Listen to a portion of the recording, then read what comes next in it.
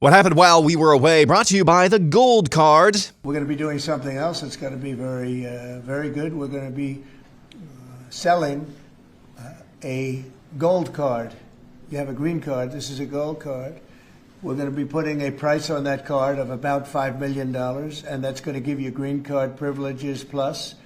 It's going to be a route to citizenship, and wealthy people will be coming into our country by buying this card. They'll be wealthy, and they'll be successful, and they'll be spending a lot of money and paying a lot of taxes. In the U.S. House, Republicans passed a budget yesterday evening, which keeps the Trump tax cuts, but it does add to the deficit over the next 10 years. The Senate has their own budget that reportedly does not contain Trump's tax cuts, so this fight has just begun. Another near aviation miss, this time at Chicago's Midway Airport. Southwest 2504 going around. 2504, roger that, can maintain 3000. What a great job from that Southwest Airlines pilot. Air traffic control audio revealed the Learjet that got in the Southwest flight's landing. Jet 560, your instructions for the hold short of runway 31 center. Uh-oh. I promise you'll never guess what your taxpayer money was being used for at the Central Intelligence Agency. If you've got little ears around, pause this, come back later, or send them out of the room. According to independent journalist Chris Rufo, he's received documentation that chat rooms were being hosted on government servers for government employees at the NSA and CIA,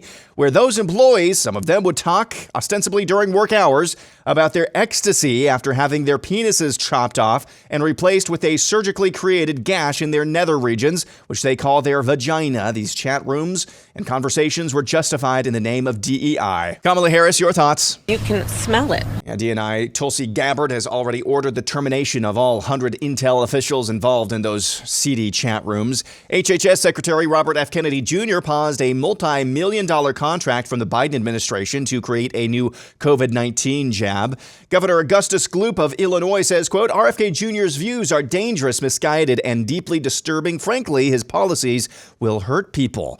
Who will pick the cotton update? Here's Congresswoman Pramila Jayapal. We can't let them deport the millions of families across this country. If you look at the food that's on your table, think about who picked it. Maine State House Representative Laurel Libby was censured yesterday for speaking out in defense of women's spaces and protecting female athletics. The member will be in violation of House Rule 401, Part 11.